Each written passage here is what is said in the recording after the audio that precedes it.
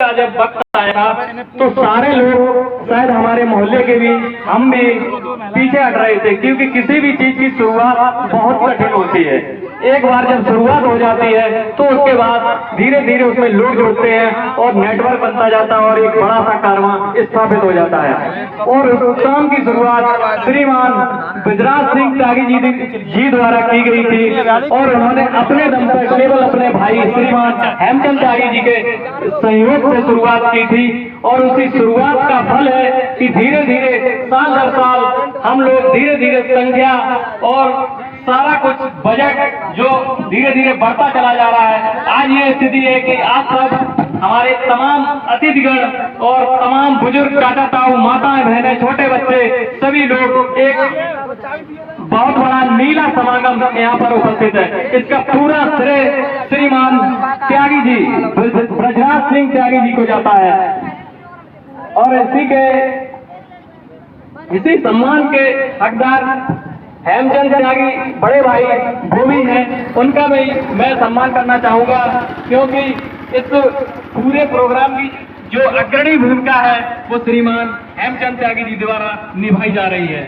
इनका मैं तहे दिल से हार्दिक आभार और अभिनंदन वंदन करता हूं, क्योंकि इस प्रोग्राम को करने के लिए बहुत टाइम खर्च होता है। आज के समय में सभी लोग अपने परिवार बच्चों और पढ़ाई लिखाई धंधे में व्यस्त हैं, लेकिन श्रीमान हेमचंद त्यागी द्वारा जो समय इस मुहिम इस विचारधारा इस प्रोग्राम को करने के लिए जो समय दिया गया है उसके लिए हम बहुत बहुत हार्दिक आभार और धन्यवाद देते हैं। जय भीम जय भारत। इस क्रम में भैया जी ने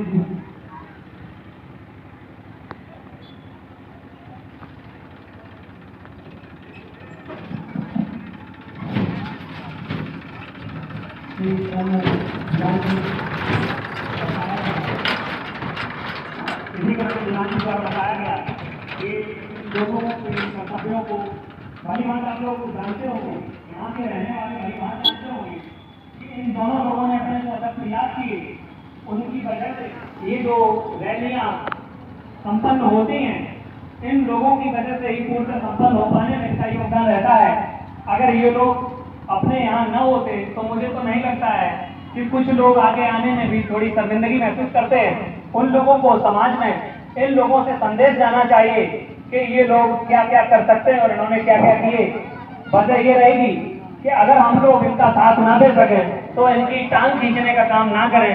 ये हमारे समाज से हमारा अनुरोध है। दीवान जी जो इस कड़ी में हैं, उनका सहयोग हम लोगों के साथ इस प्रकार रहता है जैसे व्यक्ति समाज में ना रहते हुए भी बहुत बड़े काम कर जाता है।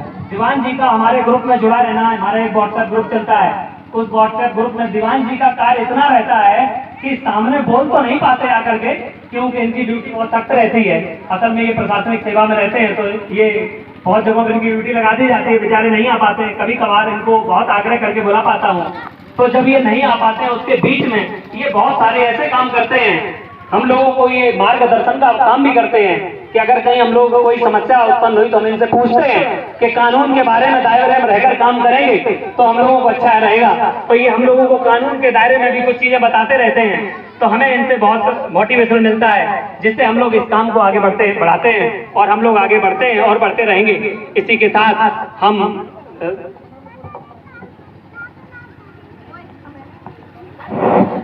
श्रीमान पवन राजपूत कृपया मंच पे आ जाएं और इनका